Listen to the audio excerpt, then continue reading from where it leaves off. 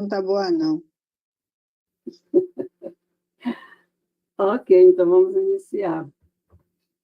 Então, boa noite para os berlinenses que estão aqui na Alemanha. Boa tarde para o pessoal do Brasil. Bem-vindos a todos. Nós estamos iniciando o nosso encontro aqui do Saja e vamos apresentar agora, nessa época, assim, uma outra programação, a programação de verão, que irá até 16 de agosto, né? E no dia 23 de agosto aí teremos a continuação com o Evangelho em sequência, como nós fazemos. Então, nesse período agora, tem os facilitadores, eles vão apresentar assim, um tema livre, né? Cada um escolheu assim, da sua preferência, o que gostaria de apresentar. E todos são componentes do nosso grupo. E esta noite teremos a Ana Maria, que é companheira e trabalhadora do Saja, e ela irá falar sobre a importância histórica na interpretação do Evangelho. E agora eu convido a Isa para fazer a prece inicial.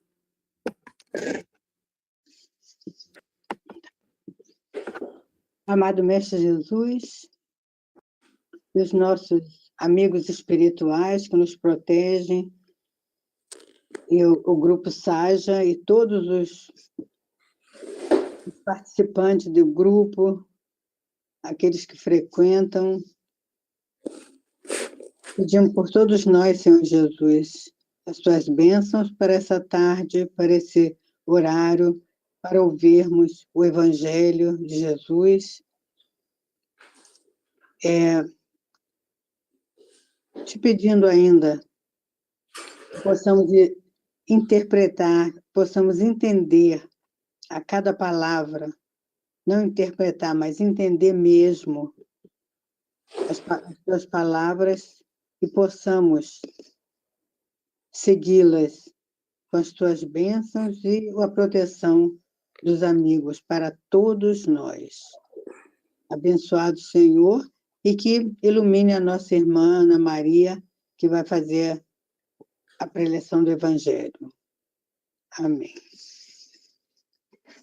Ana Maria, contigo. Obrigada, Isa, pela prece. Bom, boa noite ou boa tarde a todos e a todas, e sejam todos bem-vindos, bem-vindas a mais uma explanação do Evangelho. Ana Maria, sou eu, e vou tentar hoje facilitar o nosso entendimento da mensagem cristã. Eu hoje vou convidar a vocês para nós retrocedermos no Evangelho, irmos lá para a introdução, na parte 3, que fala das notícias históricas. E no nosso programa de férias, eu escolhi esse tema porque quanto mais nós relembramos, quanto mais nós colhemos informações, descrições da sociedade, do povo da época de Jesus, mais vamos nos sentir habilitados, à vontade, no entendimento das mensagens do Cristo. Então, introdução, notícias históricas, que é a parte 3, o nosso codificador, Allan Kardec, ele inicia com um curto parágrafo dizendo o seguinte: para bem se compreenderem algumas passagens dos evangelhos, necessário se faz conhecer o valor de muitas palavras neles frequentemente empregadas e que caracterizam o estado dos costumes e da sociedade judia naquela época. Já não tendo para nós o mesmo sentido, essas palavras foram com frequência mal interpretadas, causando isso uma espécie de incerteza. A inteligência da significação delas explica, ao demais, o verdadeiro sentido de certas máximas que, à primeira vista, parecem singulares. E depois dessa introdução preparatória do codificador, ele segue colocando esses termos, essas palavras, que nos ajudam e bastante na nossa leitura e reflexão do Evangelho. Mas antes de nós começarmos a considerar esses termos, a refletirmos, eu gostaria de lembrar que a nossa referência nesse estudo é o judaísmo, que foi a primeira religião monoteísta, datada do ano de 1800 a.C., e que, desse modo, ela serve de base a todas as outras religiões monoteístas que se seguiram após o judaísmo e que acreditam também, por ser monoteístas, em um só Deus. Então, eu gostaria de ressaltar que o judaísmo da época de Jesus era uma religião bem fragmentada, porque ela era praticada com diferentes estilos, estilos de influência, segmentos, enfim. E antes de continuar no nosso segmento, devo dizer que, na época de Jesus, a religião judaica estava dividida em seitas, grupos religiosos. E na colocação do nosso codificador, ele faz uma abordagem por ordem alfabética dos termos que são importantes para a gente saber, para a gente poder entrar dentro da história da sociedade da época.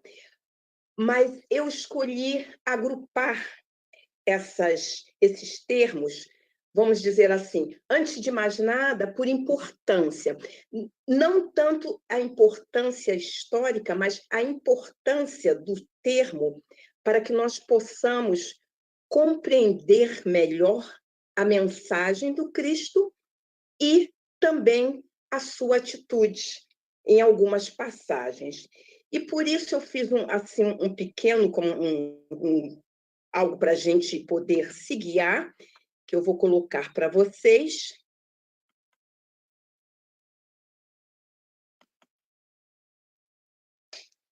Sim. Os grupos religiosos, ou seja, as seitas. E eu vou começar com o maior grupo da época de Jesus e o mais influente, que eram os fariseus, datados de 200 anos antes de Cristo, o movimento do farisaísmo. E era um grupo que tinha, como nós estamos vendo aqui no display, né, crença na lei mosaica. Eles acreditavam piamente que Deus tinha dado as leis para Moisés, que escreveu a Torá, quer dizer, os 5 primeiros livros da Bíblia, a saber, a Gênesis, Êxodo, Levítico, Números e Deuteronômio, e isso eles se guiavam pela Torá, ou o Pentateuco bíblico, também assim chamados, mas uma das características principais desse grupo que eles tinham uma crença numa lei oral, ou seja, eles acreditavam que Deus tinha dado as leis para Moisés, mas que ele também teria concedido a ele uma lei que não tinha sido registrada, assim, tipo, passada de pai para filho, mas eles consideravam essa lei tipo um Pentateuco verbal, né? Uma Torá verbal, mas que essa consideração deles teria a mesma autoridade dos princípios do Pentateuco bíblico. E aí eu chamo a atenção de vocês porque é um dos primeiros itens que faz Jesus discordar dos fariseus e lançar críticas. E nós vamos, por exemplo, ver em Marcos, no Evangelho de Marcos, capítulo 7, versículo 13, que tem como subtítulo Jesus e a tradição dos anciãos. Jesus diz que eles invalidam a palavra de Deus pela própria tradição que eles mesmos transmitem. Ou seja, essa tradição oral, essa lei oral, que era até bastante severa, que eles transmitiam para o povo, não era aceita por Jesus, mas Jesus não estava sozinho. Essa lei que eles, vamos dizer assim, criaram e acharam por bem passar adiante, não afinava também com os saduceus, que é o próximo grupo de seita que nós vamos ver, e eles também foram bastante combatidos, está aqui no Evangelho, por causa dessa consideração. Mas, minha gente, vamos dizer assim, a crítica mais árdua, mais severa que Jesus fará a esse grupo, nós vamos encontrar em Mateus, capítulo 23. Lá nós podemos dizer que o capítulo inteiro é uma crítica muito árdua aos fariseus. E lembrando que nós estamos falando de oposição da crítica que Jesus fazia a esse grupo, e nós vamos cada vez mais entrando nessa história para a gente saber por quê. Justamente eu achei bastante importante para nós, de vez, termos essa ideia clara de que Jesus não era uma birra, não era uma cisma particular, não, ele não odiava os fariseus, porque a palavra ódio não rima com Jesus, porque ele foi o espírito mais puro, um ser crítico enviado, ele não fazia nada, não se movia com ódio, como às vezes a gente lê em algum texto não religioso, alguma coisa, alguém que faça alguma análise e acha que Jesus implicava. Não era isso. Jesus apenas, ele conhecia, ele via a atitude dos fariseus e combatia, porque era uma atitude hipócrita, errada. Eu vou ler um pedaço para vocês, logo do início do Evangelho de Mateus, onde está esta crítica duríssima de Jesus a essa seita. Ele fala, então, às multidões e a seus discípulos. Versículo 1. Na cadeira de Moisés se assentaram os escribas e os fariseus. Fazei e guardai, pois, tudo quanto eles vos disserem. Porém, não os imiteis nas suas obras, porque dizem e não fazem. Eu gostaria de chamar a atenção de vocês aqui para a gente ver a justiça, o senso de justiça, e eu diria até mais de elegância de Jesus. Ele realmente sabia separar o joio do trigo, tanto que ele admitia para o povo, para os seus discípulos, eles estudaram, eles sabem as leis mosaicas, que os escribas também, né, como chamados doutores da lei, ensinavam ao povo. Mas só que eles ensinavam coisas boas, mas eles não faziam as coisas que eles ensinavam. E isso se dá o nome de hipocrisia, quando a gente pega alguma coisa e faz outra. Depois ele continua. Atam fardos pesados e difíceis de carregar, e os põem sobre os ombros dos homens. Entretanto, eles mesmos nem com o dedo querem movê-los. Praticam, porém, todas as suas obras com o fim de serem vistos dos homens, pois alargam os seus filactérios e alongam as suas franjas. Filactérios era uma parte da roupa que eles usavam na época. Aliás, era comum os judeus usarem aquelas roupas longas com franjas. Esses eram as linhazinhas que caíam. Só que os fariseus, eles usavam aquilo com muita potência, eles alongavam, porque eles queriam, vamos dizer assim, se separar, eles se sentiam superiores, religiosamente superiores, e eles queriam demonstrar isso para o povo. Então, aonde eles apareciam, as roupas já teriam que falar o que eles acreditavam que eles eram. Depois, só mais um pedaço, praticam as suas obras com o fim de serem vistos. Amam o primeiro lugar nos banquetes e as primeiras cadeiras nas sinagogas, as saudações nas praças e o serem chamados mestre pelos homens. Vós, porém, não sereis chamados mestre, porque um só é vosso mestre, e vós todos sois irmãos. A ninguém sobre a terra chameis vosso pai, porque só um é vosso pai, aquele que está no céu.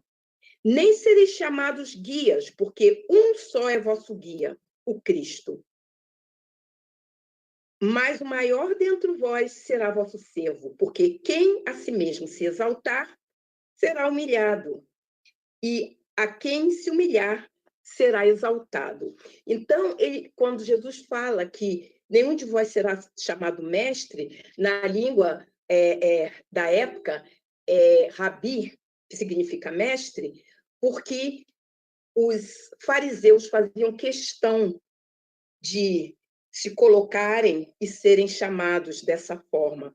Então, nós podemos aqui notar que não havia cisma, apenas que Jesus ele combatia com toda a veemência a hipocrisia religiosa. Aí ele pegava pesado, porque ele veio com a mensagem de amor, de igualdade, que todos são iguais.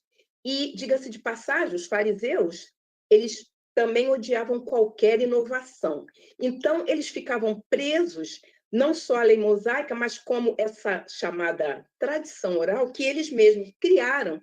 E, com isso, eles simplesmente carregavam o povo de dogmas, vamos dizer, de pagamentos e de tudo, e eles mesmos estavam isentos, se colocavam à parte disso. Eis aí o problema, eis aí por que Jesus combateu os escribas até a sua crucificação, por causa da hipocrisia religiosa. E ele também colocou, como vocês estão vendo aí, eu coloquei na mesma, vamos dizer, no mesmo conjunto, os escribas, porque os escribas se alinhavam aos fariseus nessa ideia, nessa tradição, e então eles se afinavam, usavam todos esses dogmas, tudo que os fariseus passavam e pregavam com eles.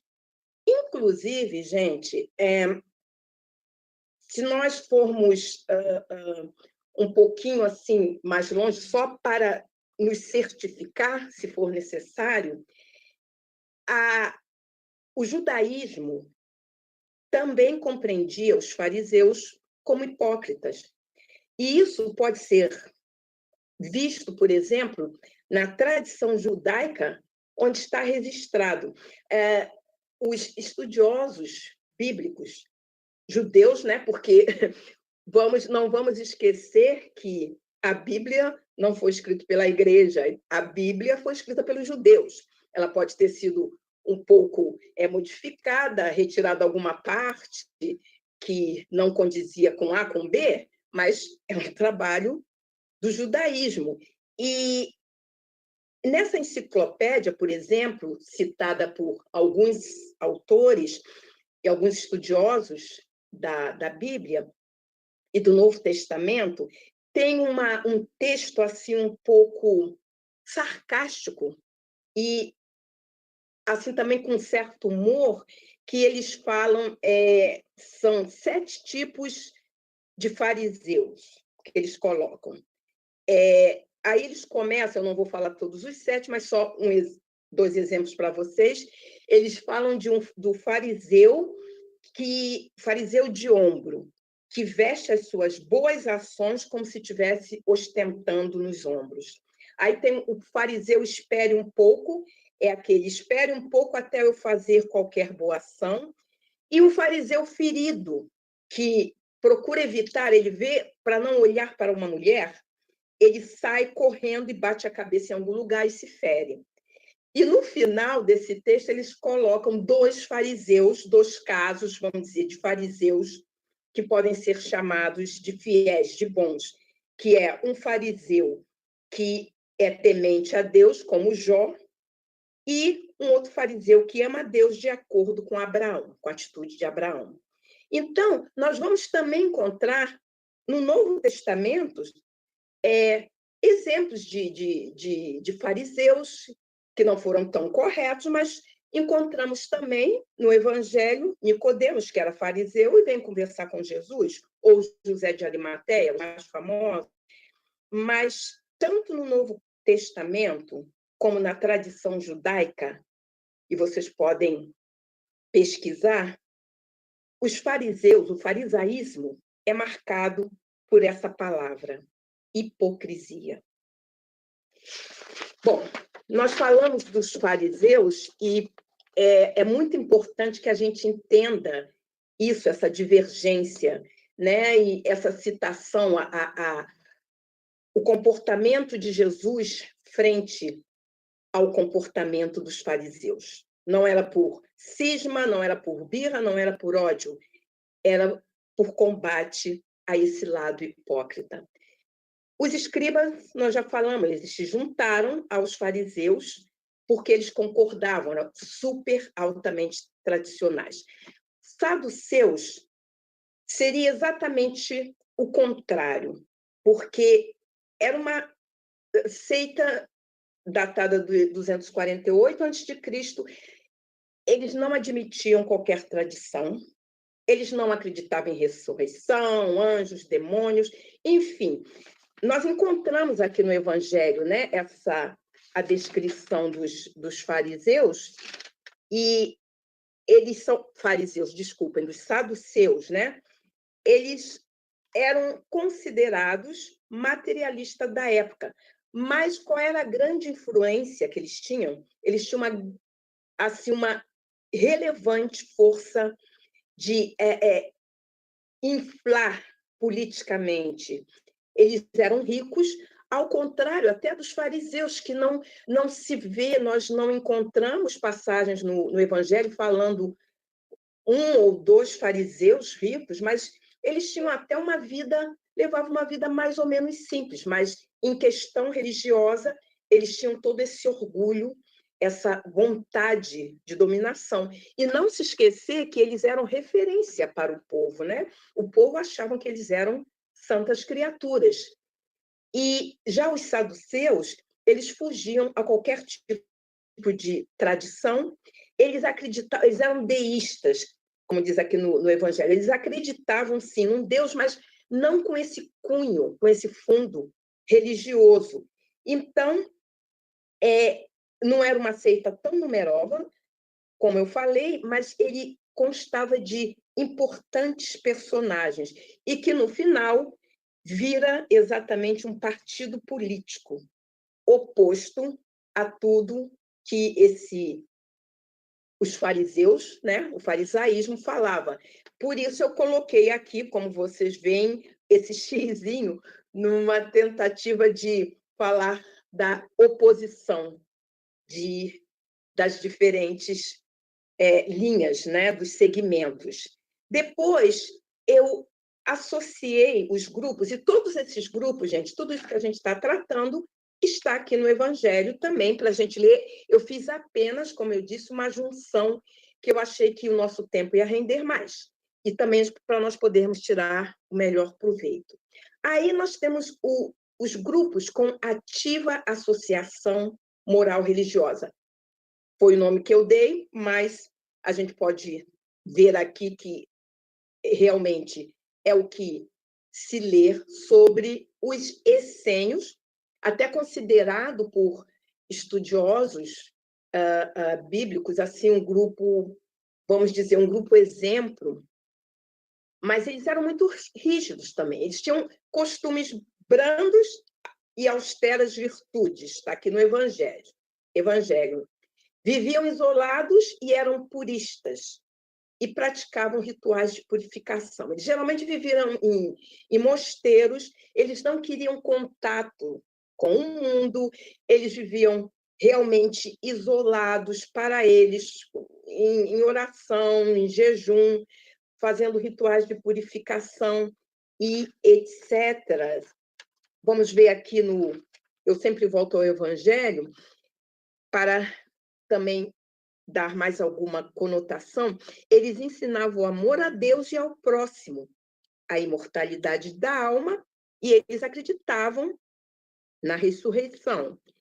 Viviam em celibato, quer dizer, não se casavam, condenavam a escravidão e a guerra, e punham em comunhão os seus bens e se entregavam à agricultura. Quer dizer, viviam, assim, uma vida realmente bem disciplinada em direção à religião e à moral.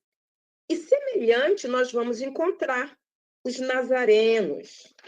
Nazarenos receberam esse nome na antiga lei dos judeus, que eram os judeus que faziam votos perpétuo temporário de guardar a perfeita pureza. Se comprometiam a observar a castidade, quer dizer, eles eram castos e abstinham-se de bebidas alcoólicas e tinham um hábito de conservar a cabeleira. Por isso, nós vamos encontrar aqui também que Sansão, Samuel e João Batista eram nazarenos. Mais tarde, os judeus deram esse nome, isso também é importante para a gente não confundir, de nazarenos aos primeiros cristãos, por alusão a Jesus de Nazaré. Aí já não era mais em alusão a esse grupo da seita dos nazarenos, mas sim a Jesus de Nazaré. Mas isso vem mais tarde, né? Logicamente, depois de Cristo.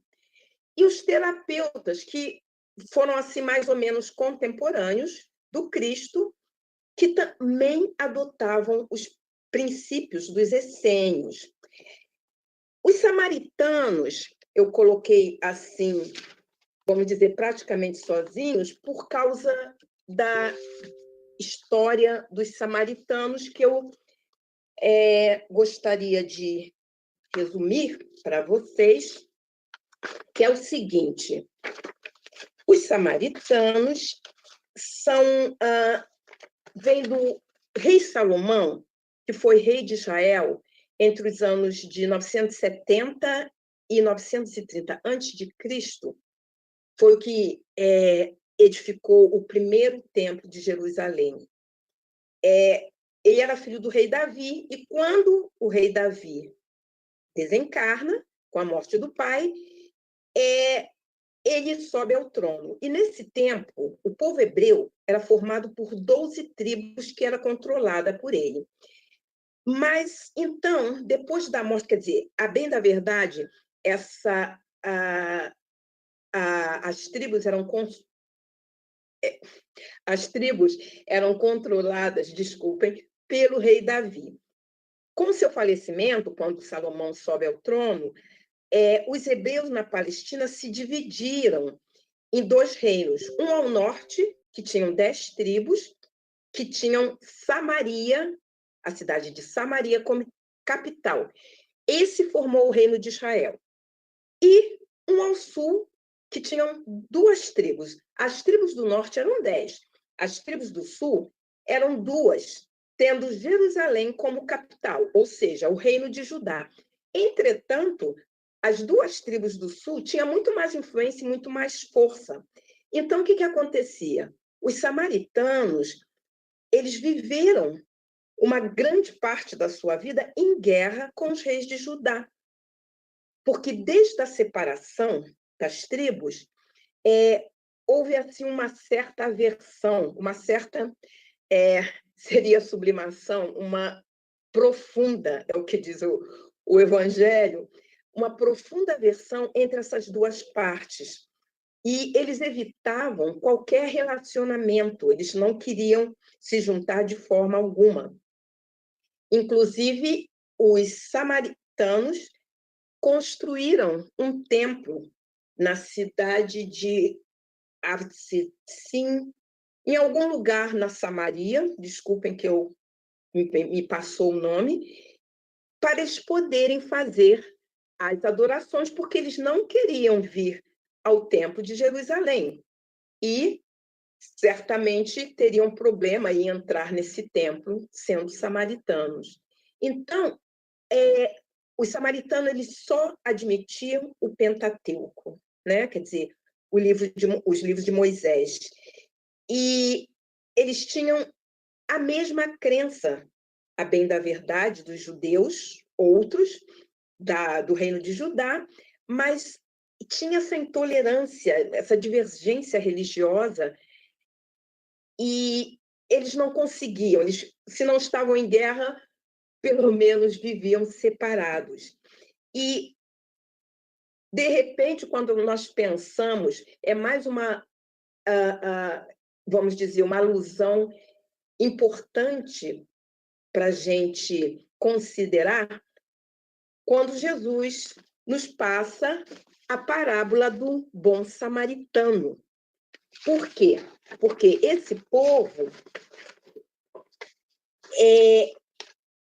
era uma minoria que enfrentavam, ou melhor, que interpretavam de forma diferente os livros básicos do judaísmo, como nós falamos, eles tinham os mesmos livros, mas os samaritanos tinham uma outra interpretação. E tinham práticas religiosas que contrariavam as práticas existentes no templo do Salomão, né, que era o templo de Jerusalém. Mas isso não queria dizer que eles fossem pessoas más. Ao contrário, as citações evangélicas e constantes escrito dos Atos dos Apóstolos, né, escrito por Lucas, indicam que Jesus e seus apóstolos consideravam pessoas de bem os samaritanos. E aí, o que nós vimos? Eles eram desprezados pelos irmãos da raça, pelos outros judeus. Inclusive, também tinha uma divergência social, porque eles diziam que os samaritanos já não eram mais judeus puros, porque eles aceitaram, os sírios invadiram a Samaria, e houve, então, vamos dizer assim, uma certa mistura, acasalamento, né? E então eles diziam que eles não eram mais judeus puros, né? Isso também era um outro aspecto que criava essa aversão. E aí nós temos um outro brilhante ensinamento de Jesus quando ele nos traz a parábola do bom samaritano. Acho que, de repente, vocês se lembram, mas vale a pena a gente recordar, vou resumir, que um homem descia de Jerusalém para Jericó, caiu em poder dos ladrões que o roubaram, bateram nele, o feriram. Ele ficou no estado de semi-morto. Aí vem um sacerdote, passa pelo caminho vê aquele homem ferido e continua o seu caminho. Aí vem um levita, que era do grupo, os levitas, eles adoravam, fazia adoração a Deus com cânticos, com música, e ele também passa, vê aquele homem e segue viagem. E aí aproxima-se um samaritano que viajava. Aí chega ao lugar, vê aquele homem ferido, semi-morto, fica tomado de compaixão, aproxima-se dele, tenta colocar óleo nas suas feridas, depois coloca-o em seu cavalo e leva a uma hospedaria e pede para o dono da hospedaria cuidar dele, que ele voltaria no dia seguinte e pagaria. Aliás, antes disso, ele tirou 2 denários, que era a moeda da época, e deu ao dono da hospedaria, e pediu para que ele cuidasse da melhor forma do ferido, que, quando ele regressasse, ele ia pagar o restante. E é quando ele pergunta, Jesus pergunta, então, qual desses 3 está mais próximo de fazer o bem? Então, um doutor, porque esse foi um diálogo com um doutor da lei, ele fala que aquele usou de misericórdia, aquele que usou de misericórdia para com esse homem ferido, que foi o samaritano. Diga-se de passagem, esse diálogo nasce porque esse doutor da lei chega para Jesus e pergunta o que ele tem que fazer para ser bom. Jesus narra a parábola do bom samaritano, pergunta para ele qual estava mais próximo, né, de fazer, qual que praticou o ato de caridade, e ele fala que era o samaritano, e Jesus responde, então vai e faz o mesmo. Isso nós encontramos no Evangelho de Lucas, capítulo 10, versículos de 25 a 37. Então, o que nós vamos encontrar é que a mensagem de Jesus, por tudo, não só a mensagem, mas os atos, o que ele fez, as curas, Jesus não colocava limitação para ninguém. Ele não, nesse ponto, ele ia além daquela tradição arraigada, de uma tradição que não considerava o ser humano nem a caridade. Eles queriam praticar o culto exterior para serem vistos, para serem considerados santos, e esquecia do trato, das regras básicas de solidariedade, de caridade, de amor, porque a mensagem de Jesus foi toda baseada no amor. Amar o próximo como a si mesmo. Jesus não fez qualquer limitação, nem as mulheres, que naquela época, todas essas seitas antigas, né, como fariseus, doutores da lei, e vai por aí adiante, certos grupos, que colocavam, né, não se aproximavam, né, a mulher adúltera, apedrejada, e tinha esses costumes medonhos. Jesus conversou com as mulheres, dizem os historiadores até que ele teve discípulas. Jesus conversou com prostitutas. Então, ele falou e provou, ele não veio para quem estava bem, nós diríamos agora para quem estava bombando, ele veio recolher, ele veio como, vamos dizer assim, o purificador das almas para a salvação. Então, nós temos também aqui no Evangelho, para a gente poder terminar, os grupos que não são seitas, mas são grupos de funcionários públicos. Nós temos os publicanos, cobradores de impostos, e nós sabemos que temos um publicano famoso, que foi Zaqueu, né, que era, inclusive, o chefe dos publicanos, e logicamente, os publicanos eram pessoas tidas como pessoas de má vida, porque eles cobravam impostos para os romanos. Potageiros também eram cobradores, só que eram, assim, uma classe, vamos dizer, inferiorizada, porque eles cobravam pedágios das pessoas que entravam na cidade. Mas, tanto quanto os publicanos, eles eram mal vistos, né? E Jesus adentra a casa de Zaqueu. E depois ele fala, a salvação entrou, porque Zaqueu, como chefe dos publicanos, resolve, então, devolver parte daqueles impostos que eles arrecadavam e deixavam para si, ilícito, né? E etc. E outra referência, que é a referência final do nosso codificador, é aos templos e sinagogas, porque nós temos só que fazer essa diferença, porque só existia um templo, como nós vimos, na Judéia.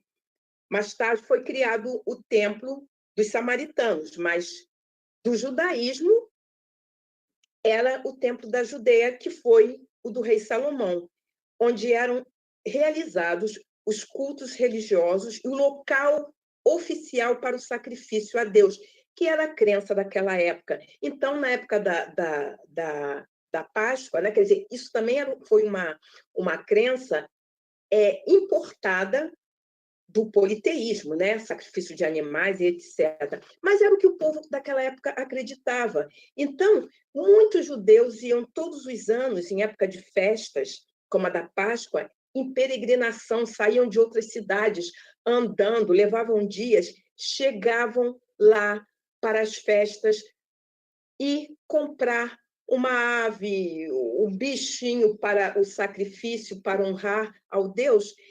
Em vez de comprar, eles voltavam muitas das vezes frustrados, porque aquele bichinho, aquela ave que custava um dinheiro, um denário, passava a custar 5, 10, porque os cambistas aumentavam o preço por causa da procura, em conivência com os donos dos templos, né? Que é fariseus e escribas.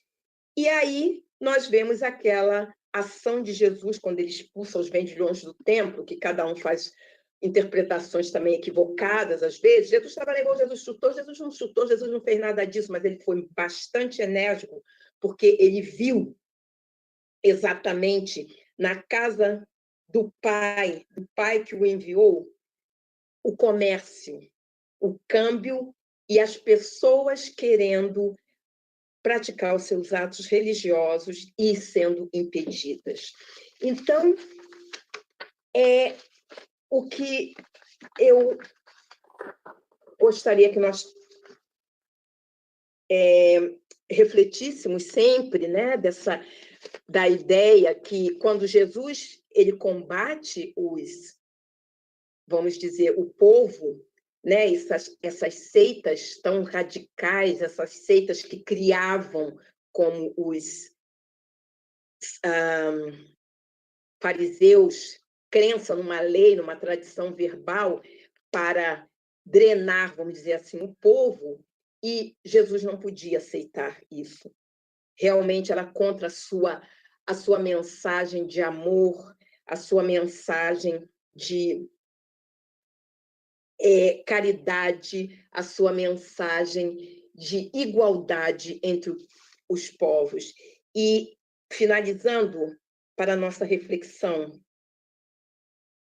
do Caminho, Verdade e Vida, pelo Espírito Emmanuel, psicografia de Chico Xavier. Apenas 3 sentenças.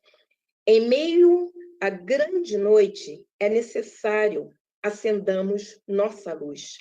É indispensável organizar o santuário interior e iluminá-lo, a fim de que as trevas não nos dominem. Nossa necessidade básica é de luz própria, de esclarecimento íntimo, de autoeducação, de conversão substancial do eu ao reino de Deus. Então, que nós, cada vez mais, nos aprofundemos conhecendo a verdade divina e entrando aos poucos dentro deste mundo iluminado. Obrigado pela atenção de vocês. Célia.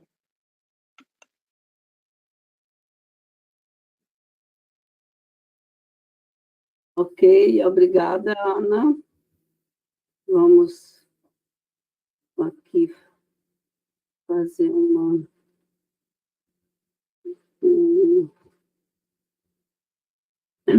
Vamos agora passar para a prece final, no passe.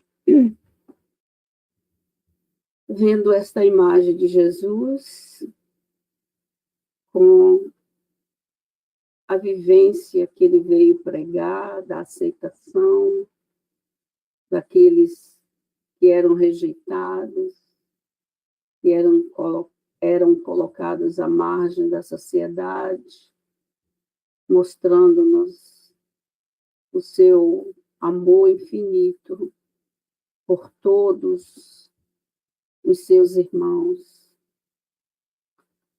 Obrigada, Pai de bondade. Obrigada, Jesus, pela mensagem desta noite, fazendo-nos uma retrospectiva de todas as seitas da época de Jesus, na evolução da humanidade. Ainda encontramos estas diferenças em vários lugares, nas religiões, nos grupos assim da doutrina espírita, às vezes, ainda diferenças, ainda maneiras de ver a realidade espiritual de maneira diferente, mas todos caminhando para a transformação dentro de si mesmo, para uma união que será através do amor e da caridade, pregada e vivida por Jesus, da aceitação do outro, da aceitação das diferenças, da aceitação de todos nós como uma grande família neste órgão que é o nosso planeta. Que possamos trabalhar em nós esta mensagem de amor, de bondade, de luz. Que assim seja. Vamos agora, então, passar para o passe. Todos nós, no nosso lar, vamos procurar relaxar o nosso corpo, tomando uma posição bem confortável, procurando relaxar qualquer parte do nosso corpo, onde tem alguma pressão, algum desconforto. Vamos agora sintonizando com Jesus, com seus mensageiros, também por aqueles que se encontram do nosso lado. E nós, todos agora unidos nesta corrente de amor, de luz e de bondade. Vamos agora receber os fluidos que caem sobre nós. Os fluidos que penetram no nosso corpo, trazendo-nos leveza,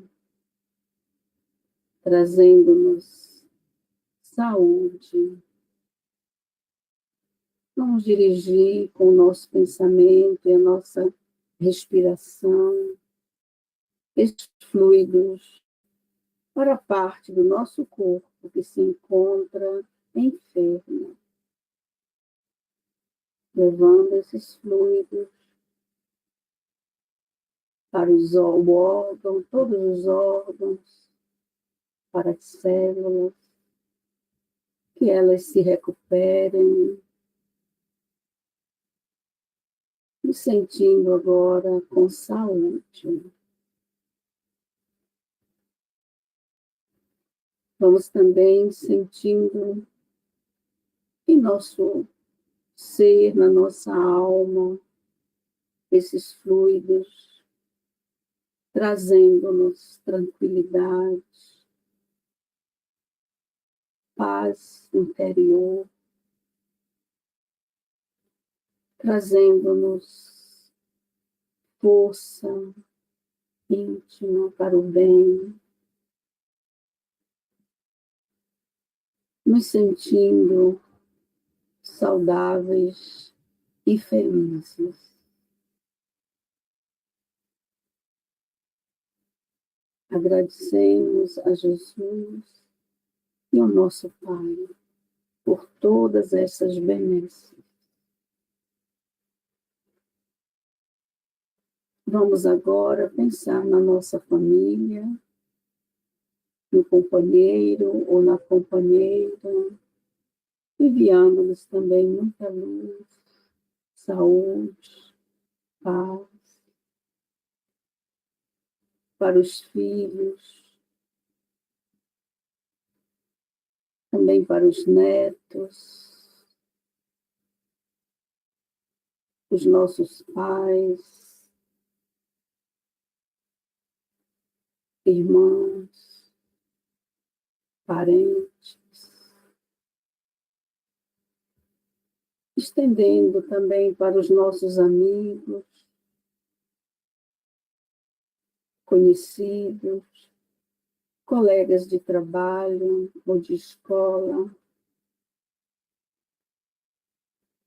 para aqueles com quem temos problemas, ou eles conosco, enviando muita luz, muita paz.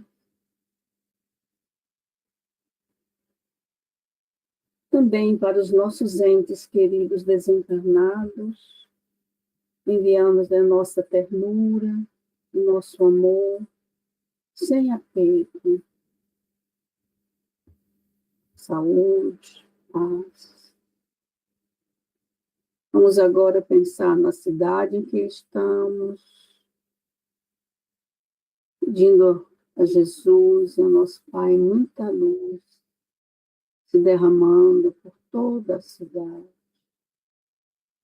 por todos os cantos, os bairros.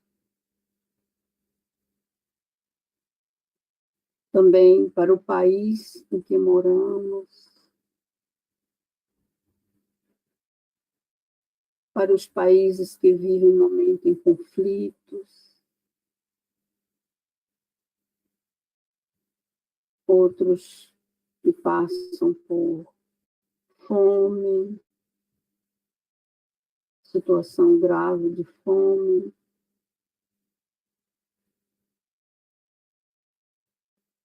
Pedindo, enfim, ao Pai Todo-Poderoso a sua paz para todo o nosso planeta. Muita luz, sua misericórdia para todos nós.